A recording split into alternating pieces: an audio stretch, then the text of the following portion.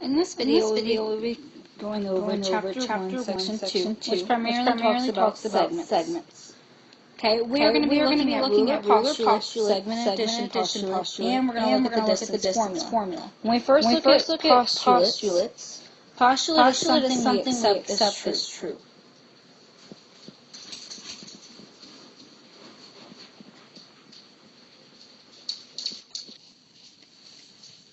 These are concepts that we don't necessarily have to show now. We don't necessarily always have to explain them, but they are just understood as being true. Someone before has previously proved them, and so now we will just use them as rules.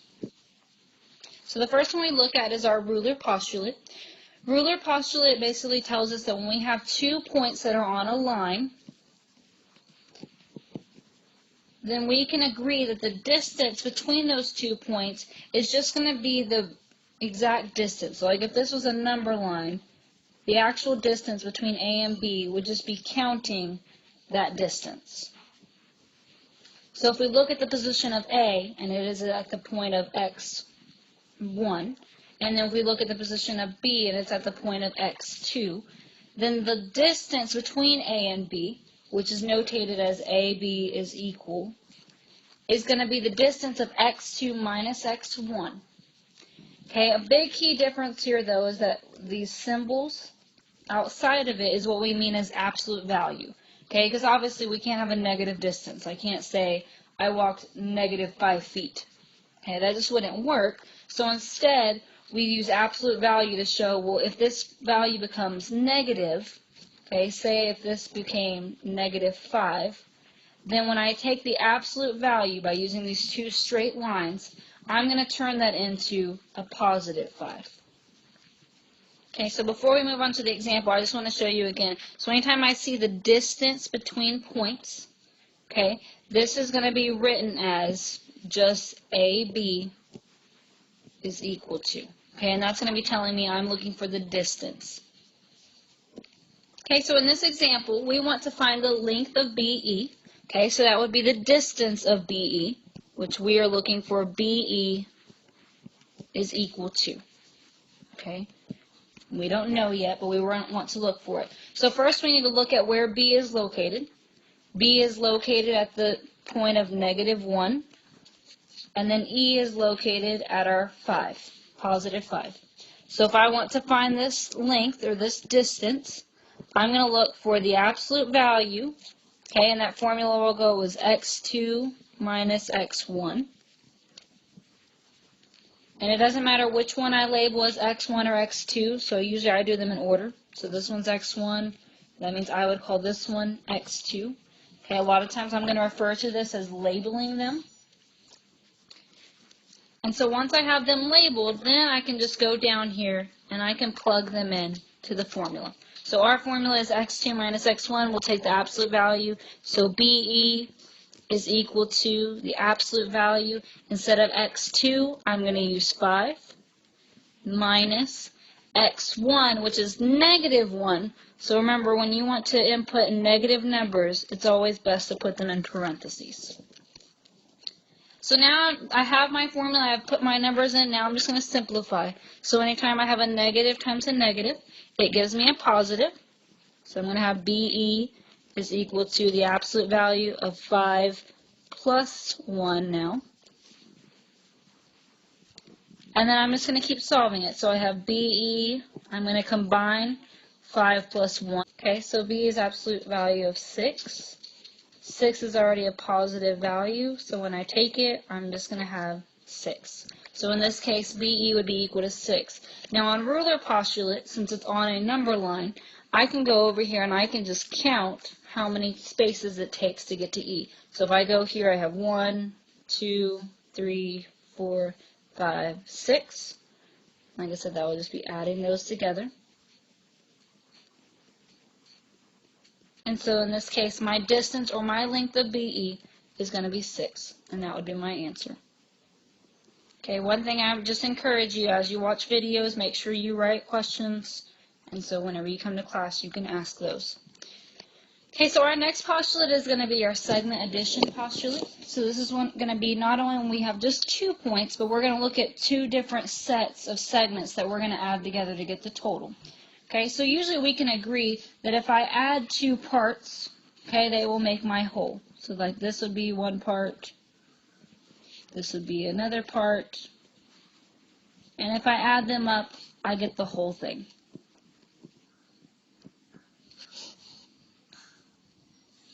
Okay, so in this case, segment addition is showing me when I have A and I have C, then A and C, that's length is going to be the portions that it's cut up into. Okay, if I cut something up and then I put it back together, it's going to make the whole thing. So all it shows me is just my formula here. AB plus BC is equal to AC. And that is only true if B is between A and C. Okay, and these are what we call if-then statements, and we'll be talking about them a lot in geometry. So that just means if this section is true, then it follows that this section would be true as well.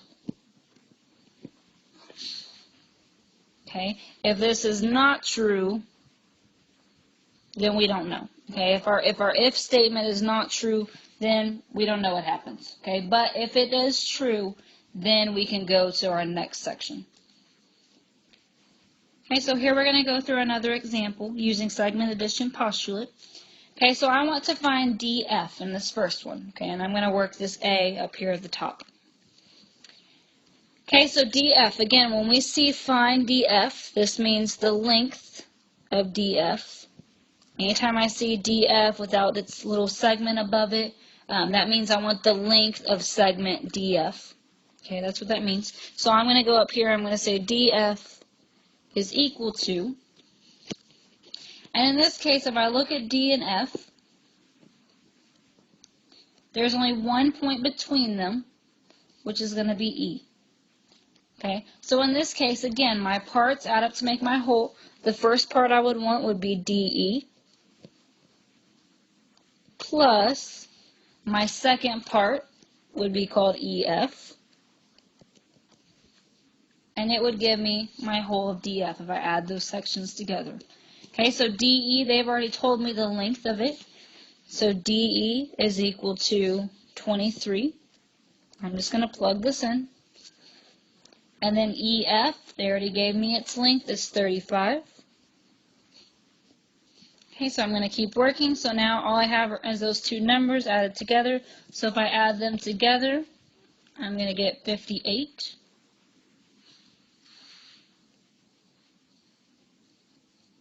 So in this case, my answer would be that DF is equal to 58. Okay, the length of DF is 58. Okay, so before I work this next one, I would encourage you to just pause your video and go ahead and try to work it on your own. But this one is a little bit different, so if you don't quite get it yet, then just go ahead and watch it, and then we can do some in class. Okay, so this one is looking for the length of GH. Okay, so GH is this section.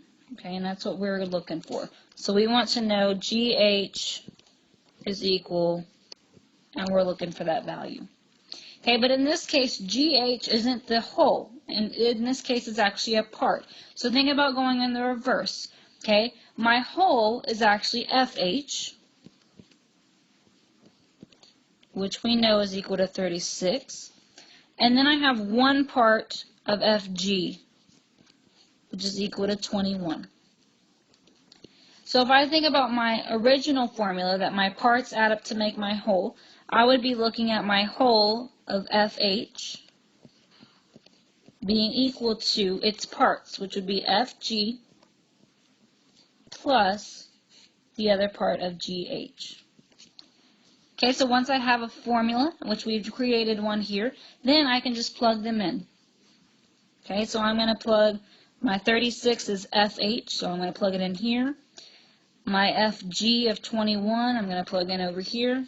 So I have 36 is equal to FG of 21 plus GH I don't know, so I'm going to leave it as is. Now if you don't like working with these big letters, you can instead put in a little x or some other variable and work it with that. Okay, but I'm going to go ahead and leave it as GH. So if I want to solve to get GH by itself, okay, on this right side, I need to get rid of this 21. Well, anytime I move something across the equal sign, I'm going to do the opposite. Right now, 21 is being added to GH, so I'm going to do the opposite of subtraction. And I'm going to subtract it from both sides. I have to keep my equation balanced, so I have to do it on both. Okay, so on this right side, this 21 minus 21 would leave me a 0. So that means if I move over here, my right side would just be left with GH.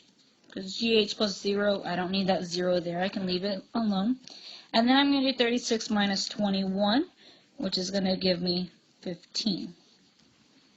So I've simplified everything that I can, and I look at it and I have 15 is equal to GH, and that's what I was looking for. So all I would have to do is now I can just flip this around, and I can move my GH to the left side and my 15 to the right side. Okay, so I would get GH is equal to 15. If I wanted to double check this, I could add them back up, and I could look inside here and say, well, 21 plus 15 is equal to, and I would get 36, which matches up with my original answer. Okay, but my answer to my question would be GH is equal to 15. Again, when you have questions, be sure you're writing them down. Okay, so now that we've done this, we've done ruler postulate, and we've done segment addition postulate, we start to move towards some other concepts we can start working on. Okay, but first we're going to look at this problem and just kind of see what we can figure out we can do. Okay, so this problem tells me that many cities are set up like a coordinate plane with the origin at the center of the city, or where two important streets intersect. Suppose you have a building that is located at -3, 4. Okay, so I'm going to go ahead and just plot this point at -3 and then up to 4. So I move left, 2, 3.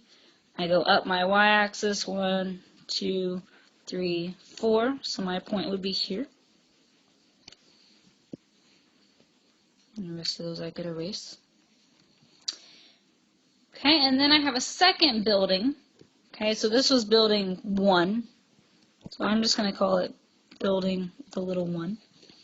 My second building is located at 2, 3. So I have 1, 2 to the right, x is left and right, and then I go up 3.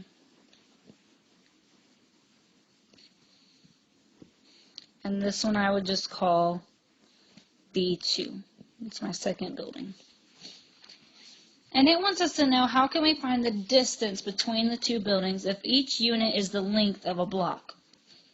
Okay, so we want to know basically how many blocks away would this be. Okay, this is being measured in blocks.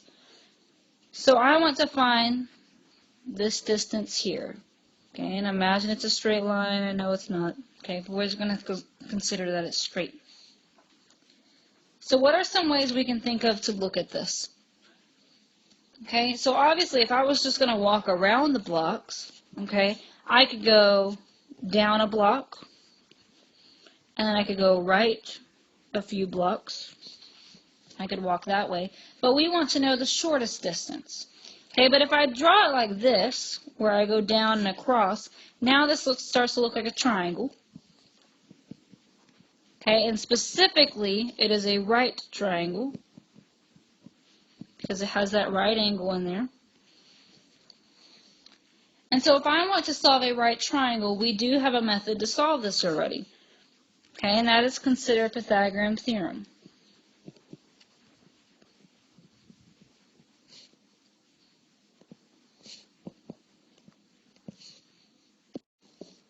Okay, so we have Pythagorean theorem that we can see here. Okay, so Pythagorean theorem tells us that if we have a triangle and we know it's two legs, okay, remember these parts are considered the legs of a triangle. This one right here, and then this one here as well. Okay, if we know the length of both legs, then we can find the hypotenuse. Okay, so we have the legs, and we can find the hypotenuse. Okay, so if I know the length of these legs to this triangle, I can find the third side using Pythagorean theorem. So in our drawing over here, our buildings, we know that this length is going to be 1 block. Okay, going up and down, that side, that leg of that triangle is 1 block. Going across, we can count 1, 2, 3, 4, 5. So if I want to find the length between building 1 and 2, that hypotenuse, I can use Pythagorean theorem. So all I'm going to do is plug them in. So if this is my A, and this one is my B, I can plug it in. So I have A squared plus B squared is equal to C squared. So I'm going to say A squared is 1 squared plus my B is 5, so I'm going to have 5 squared, and is equal to C squared, my C over here, which I don't know yet, so I can leave it as C. So 1 squared gives me 1. Remember that squaring is just that number times itself again, so 1 times 1 still gives me 1. 5 squared is going to be 5 times 5, which is 25, and it's equal to C squared. Okay, but I don't want to know what C squared is. I want to know what just C is. So when I do 25 plus 1 is 26. Then I still have this C squared. So I need to get rid of that squared. Okay, so when we get rid of something, we want to get it alone, we have to do the opposite again. So C squared, the opposite, is called the square root. Okay, and it's this little symbol with this little leg. Looks like a box. And I take the square root of 26. So in this case, my square root and my square are going to get rid of each other and leave me with just C. And so I'm going to have C is equal to the square root of 26. Okay, this would be considered the true answer, having the square root of 26. But if I want to find an approximated answer, I can do my calculator and take the square root of 26, because in this case it's not going to be a nice even number, it is going to be a decimal. So instead I can do C is approximately 5 point, let's do to the hundredth place. Okay, but in the hundredth place it's going to be 5.09, but that 9 gets rounded up. If you look, you're going to get 5.09901. Okay, so instead, if I want to do hundredths place, it's going to end up actually rounding it up to the tenth place. So I can just take these away, and it would give me 5.1. Okay, so approximately, if we go back to our problem and we look at what we were originally looking for, it would be about 5.1 blocks from building 1 to building 2. Okay, and this was using Pythagorean theorem. Okay, but in geometry, we don't want to always have to keep setting up Pythagorean theorem, and we don't always necessarily know exactly. We don't want to have to keep counting. How far down is it? How far across is it? So we do have a formula that we will use, and it's going to be distance formula. So when we think about the problem that we just looked at and we just worked, okay, distance formula comes from Pythagorean theorem. It's directly related to it. It came from it.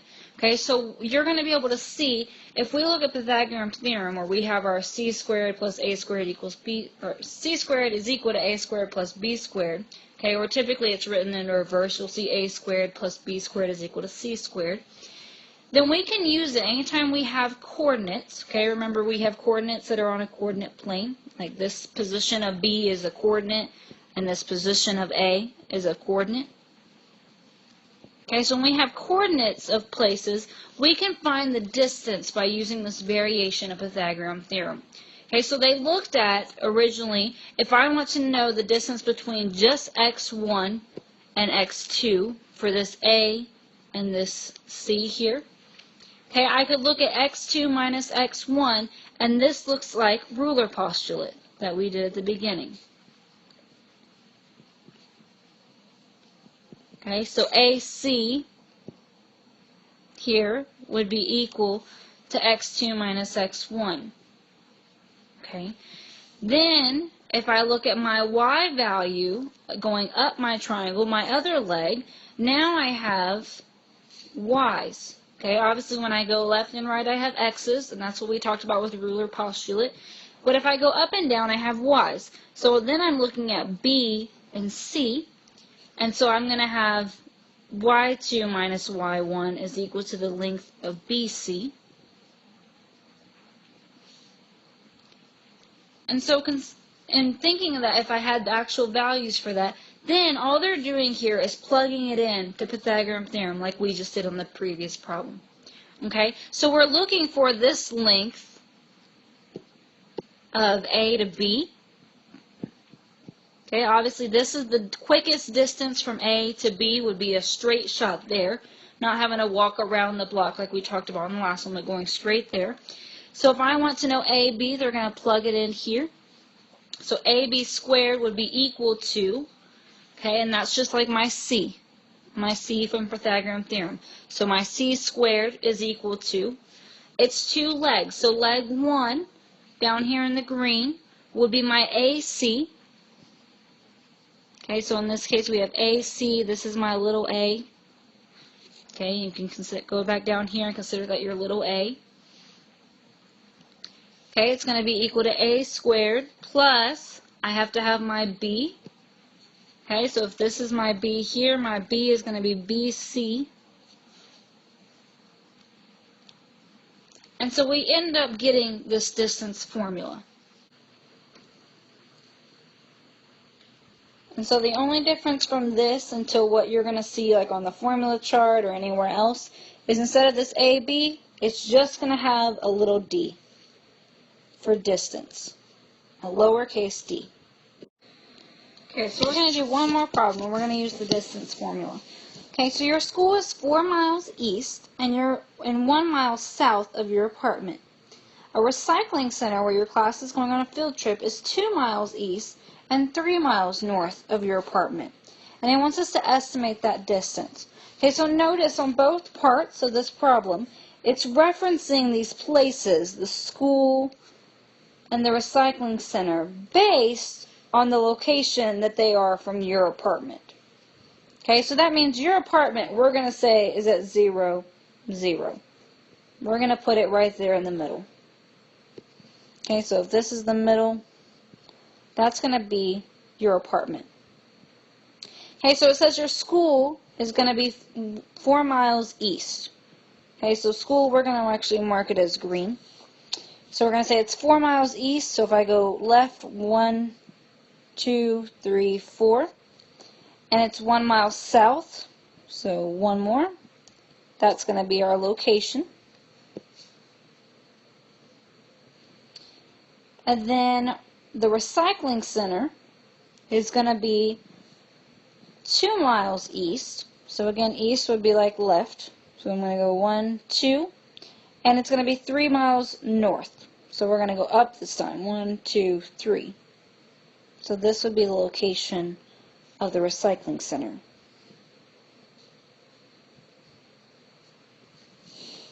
Okay, so now we can look at what those actual coordinate points would be. So for the school, the coordinates would be -4, -1.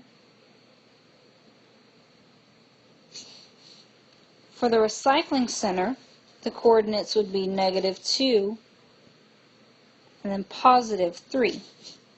So if I want to find the distance between them, the shortest distance going straight from one to the other, I'm going to use distance formula. So D is equal to the square root, and it's going to be x2 minus x1 squared plus y2 minus y1 squared. So anytime I use distance formula, I'm going to go ahead and label them. Okay, so this first coordinate, if I consider the school to be the first one just because it came first in my problem, I'm going to call this -4 my x1, and then my -1 my y1. I'm going to give it those coordinates. And then for my recycling center, I'm also going to label it. Now it's going to be x2, y2. So now I just need to plug them in. So D is equal to the square root. Instead of x2, I'm going to write in where my recycling center x2 is there at -2. Minus, and there was nothing in front of that negative, so I didn't bother to put it in parentheses, but you can if you would like. Minus the location of x1, which is my school, and my x1 is going to be -4. So this one I am going to put in parentheses because there is a negative already in front of it. Squared plus my y2, which if I look is my 3, minus my y1, which in this case is a -1. And again, I'm going to go ahead and put it in parentheses because it's negative. So now I'm just going to work my problem and simplify. Okay, so in order to get the distance, I still have my square root. Do not skip writing that square root because otherwise you might forget it at the end. So I have -2. In this next part, I have negative times a negative. Remember, that gives me a positive. So -2 plus 4. I have my square plus, I'm going to go ahead and simplify this other parenthesis. I have 3. Again, I have negative times a negative, so plus 1 squared. I'm going to keep going. I still have the square root. I'm going to have -2 now plus 4. Simplify that into 2 squared. Plus, I have 3 plus 1 gives me 4 squared. I keep going, so I have square root. 2 squared, again, that means 2 times 2, so I get 4.